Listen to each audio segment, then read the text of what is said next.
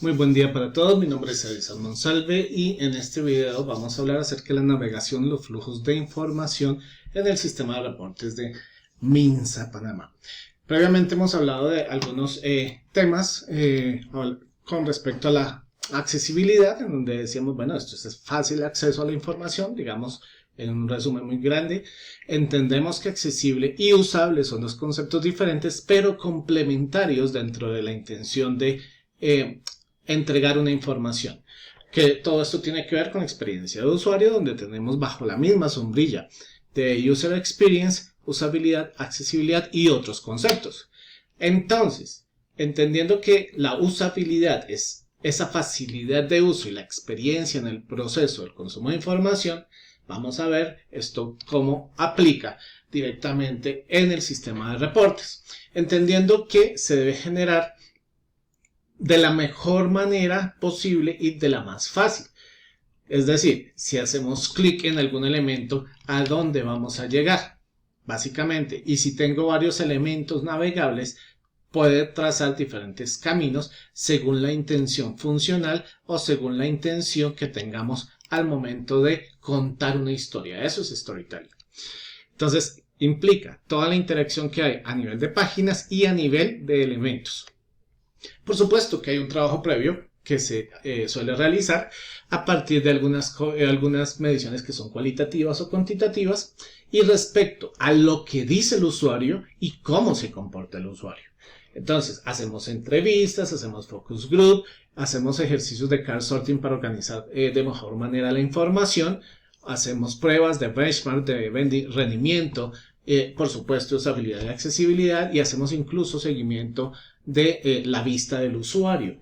A nivel cuantitativo, pues tenemos también algunas métricas, ¿no es cierto?, que se pueden sacar vía encuestas, vía evaluaciones heurísticas, pruebas de accesibilidad con diferentes usuarios y diferentes perfiles, y hacemos pruebas de A/B testing. Básicamente las pruebas de A/B testing es presentar el mismo modelo con dos diseños diferentes y ver cuál es el que mejor funciona con respecto a los usuarios.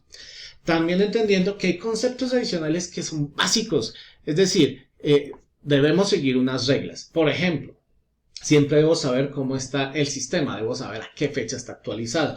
Para eso ya habíamos visto que tenemos un botón para eso que nos informa. Utilizar el lenguaje del usuario implica, si bien no ser tan técnicos como en el área de sistemas, sí ser técnicos en lo que requiera a nivel de salud. Debe proporcionársele una facilidad de navegación para el usuario, que el usuario decida hacia dónde quiere ir y poder saltar fácilmente entre páginas. Y debemos ser consistentes, es decir, el mismo estilo de diseño aplicado a una página se duplica varias veces para que el usuario no tenga que adicionar curvas de aprendizaje. Deberíamos prevenir errores con respecto a ese storytelling, es decir, que tenga una lógica en la forma en que se cuenta un dato, ¿no? Minimizar la carga de memoria del usuario implica que si yo no utilizo el sistema en 3 meses, cuando lo pueda volver a utilizar, aún entienda a nivel conceptual cómo se está moviendo. Hay coherencia en los menús, coherencia en lo que me dicen que me van a mostrar, y eso es importante. La flexibilidad y eficiencia de uso implica que el usuario no tenga que tener una super máquina para poder trabajar con los datos, que no tenga que instalar software adicional, y eso es parte de lo que se logró con el sistema de reportes, con unos diseños también que sean estéticos, pero que sean funcionales, que la complejidad se la siga llevando la información, pero tratando de entregar la información de la manera más fácil posible. Esto permite también que el usuario aprenda a entender que si no está viendo lo que desea ver, posiblemente es parte de un flujo de información. Es decir, si me está dando una información, un número que yo no entiendo, lo primero que reviso es si la notificación de tipo individual, si la notificación es conjunta o si estoy viendo datos de mortalidad. Y por supuesto, siempre tener a la mano ayuda y documentación con el sistema. Esas son las bases. Ahora, bueno, también entendemos que el flujo dentro de una misma visualización puede ayudar a generar ese storytelling. Hemos generado algunos gráficos que permiten ir desmembrando esa información, ir contando y mostrando en detalle a conciencia del usuario. Normalmente este tipo de gráficos se ven hasta el final, después de que el usuario ya previamente ha navegado por todo esto. Cuando llegue directamente a los tipos de análisis que tendrían que tener un nivel más alto, entonces sí que definitivamente sería muy interesante que el usuario ya ha pasado por ahí, ¿no? Es decir, aquí quiero análisis por sexos, análisis por grupos etarios.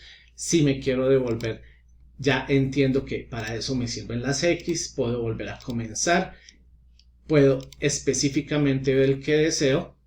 Así que cuando el usuario llega a este punto, normalmente ha pasado previamente por otros tipos de análisis, que es exactamente la idea. Entonces, también con esos diseños de interacción, también se generan storytelling. Ahora, obviamente, para organizar la casa, uno tendría que pensar en, déjenme yo lo muestro por acá. Ok, yo inicio el reporte y ¿a dónde llego? Pues a una introducción. Listo, esa es mi bienvenida y me explican el sistema. Luego comienzo a determinar las preguntas claves en cualquier tipo de comunicación. ¿Cuándo? ¿Dónde? ¿Cómo? Etcétera. Entonces, ¿en dónde? Pues hay una pestaña de geografía.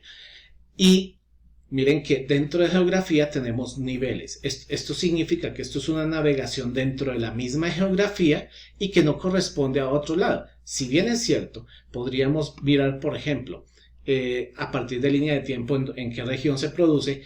Todo lo que es análisis geográfico está agrupado en geografía.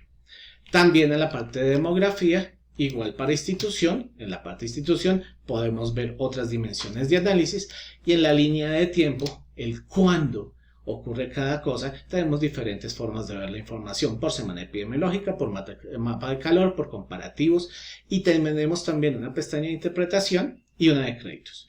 O sea que las pestañas internas poseen información complementaria al área que pertenece. Bien, adicionalmente tenemos otros complementos como las tablas de tipo institución, grupos etarios, en fin, que realmente no tienen una navegación directa dentro de la interfaz, sino funcionan como nivel de detalle.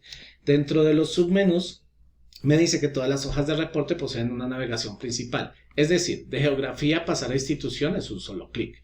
Si estoy en distrito, pasar a institución también es un solo clic. La diferencia es que no podría, porque no está conectado distrito con el top 10, por ejemplo, o no puedo pasar de análisis geográfico por corregimiento a semana epidemiológica en línea de tiempo, porque cuando yo haga clic acá, llegaré primero a la primera opción mostrada.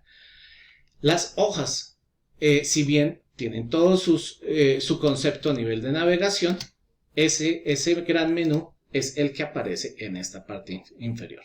Bien, tenemos diferentes botones para esos análisis intermediarios, y si analizamos, por ejemplo, línea de tiempo, tengo información de tipo datos colectiva, información de mortalidad, perfecto, y se mantiene el mismo tipo de visualización, y estas son subpestañas que me van mostrando esa navegación interna.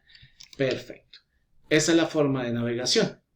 Existen algunas hojas que no se ven, pero que sí están funcionales. Entonces están ocultas para el sistema, pero que se verán posteriormente en otros tipos de gráficos que aporten. Ahora, todo esto, ¿cómo lo creamos? Aquí tengo un ejercicio sencillo. Tengo página 1, 2, 3 y 4. No les he querido colocar nombres. Y vamos a generar en Power BI, en la parte de botones, un navegador de páginas. Entonces, si hago clic en navegador de páginas, el sistema me ha creado esto. Esto lo puedo copiar y pegar en las 4 páginas. Voy a hacerlo. Acá. Listo. Implica que visualmente en la página en que estoy cambia de color. Perfecto. Esto lo ha hecho automáticamente el sistema y funciona bien. Esto se nos queda un poco corto porque es una navegación de primer nivel. Adicionalmente, si genero una página 5, aquí esto se me actualiza. Perfecto, eso está muy bien. Pero, ¿qué pasa si yo, por alguna razón, quiero ocultar la página? Quiero mostrar algo aquí como un gráfico complementario, pero no quiero que aparezca. Entonces tendría que entrar a modificar el comportamiento de este componente para que, evidentemente, cuando yo esté analizando todo esto, yo pueda decir si quiero páginas ocultas o no. Adicionalmente me está diciendo cuáles son las que quiero mostrar. Yo podría decir no quiero mostrar la página 2 por alguna razón. Ya no porque esté oculta. Y también la forma en que vamos a trabajar. Por ejemplo, si lo quiero de tipo cuadrícula o si lo quiero de tipo lista en vertical horizontal. Evidentemente, si lo colocara en vertical me tocaría algo así. Esto está bien, pero ¿qué pasa con la navegación interna? Entonces, como ustedes notaron acá, yo aquí tengo todas estas opciones, detalle, calor, semanal, y quiero que noten que todavía estoy en la hoja de tiempo, es decir, estoy acá y no me está cambiando esa hoja. ¿Por qué? Porque lo que se está haciendo es ocultando y mostrando elementos que están físicamente dentro de la misma página. En ese orden de ideas tendríamos que mostrar las hojas de marcadores, en donde me dice que dentro de la misma hoja tenemos cuadros emergentes, filtros, los datos de mortalidad, de individual y colectiva. Luego tenemos los botones y las interfaces. Entonces, si estoy en tiempo y vengo sobre los marcadores, es decir, he creado como un hipervínculo a eso, entonces estaríamos analizando página de tiempo y si hago clic por acá, me está mostrando la comparación de datos de colectivo, el mapa de calor de colectivo, la línea de tiempo de colectivo y la línea de semana. Es decir, se han creado previamente marcadores como hipervínculos a cada una de ellas. Y depende de dónde esté yo navegando. Por ejemplo, si estoy mostrando este cuadro de información, aquí se me oculta o se me muestra información. Vamos a hacerlo con la ayuda, por ejemplo, y se me muestra cuadro emergente, se me oculta el resto y puedo volver. Para lograr eso, entonces tendríamos que crear marcadores. Entonces, hagámoslo por acá. Digamos que eventualmente me interesa hacer un filtro por un usuario. Digamos que este es mi usuario. Entonces, yo podría venir acá, vámonos allá, y decir que quiero crear un marcador, ¿sí? Y agregar, obviamente, un menú de selección. Entonces, les voy a mostrar esto. Me dice que tengo 3 tablas y que tengo un navegador de páginas. Perfecto. Y aquí podríamos generar marcadores. Entonces, como lo tengo filtrado, yo quiero agregar un marcador como una foto. Filtrado 2161, así le voy a colocar. Y aquí voy a determinar qué es lo que quiero que haga ese marcador. ¿Quiero que me filtre los datos? Sí. Podríamos también permitir que me cambie el estado de lo que está mostrado. Por ahora no importa. Y lo voy a dejar así. Voy a decirle actualizar. También voy a generar otro nuevo. Y es decir, cuando esto no esté filtrado, cuando esté todo, vamos a crear otro que se llame mostrar todo. Bien, o sea que con un clic en el filtro del 2161 me filtra eso y con un clic en mostrar todo, pues me muestra todo. Podríamos hacer otro, si quisiéramos, para este 11809. Ya sabemos, agregamos, colocamos un nombre, 11809, y ya puedo ir cambiando entre todas las posibilidades de filtros que tengo marcados. Eso cuando son filtros. ¿Qué pasa si quiero un botón para ocultar estas 2 tablas y un botón para mostrarlos? Entonces, el de mostrar todo está bien porque tiene todos los objetos. ¿Por qué no? Vamos a hacer algo, y es que quiero que esta tabla que está acá ya no esté oculta, esté oculta, y esta tampoco. Voy a agregar otro marcador que se llame ocultar. Bien, y aquí no me interesa que me filtre datos, así que voy a quitar esta parte. Lo de mostrar sí, porque quiero que me guarde el estado, y voy a actualizarlo. Perfecto. Si vamos a mostrar todo, me muestra todos los objetos, pero si vamos a ocultar, perfecto. Entonces, como ya tengo una serie de marcadores, yo también podría venir acá a insertar botones, navegador, y me dice marcadores. Entonces ya tengo los marcadores para cada opción. Recordemos que podemos hacer marcadores para mostrar o ocultar información o para hacer filtros directos. Esa es la manera en que hemos generado todo el sistema de navegación en este sistema de reportes. A partir de todas las opciones que tenemos que estamos visualizando y todos los marcadores que hay disponibles en todo el sistema. Esa es la idea.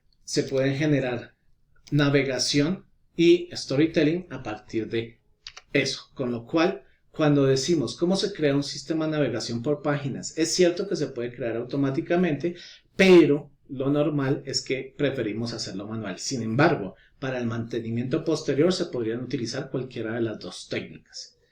Eso era lo que les iba a contar con respecto a la navegación y la generación de los flujos de información. Espero haya quedado claro. Tengan un hermoso día.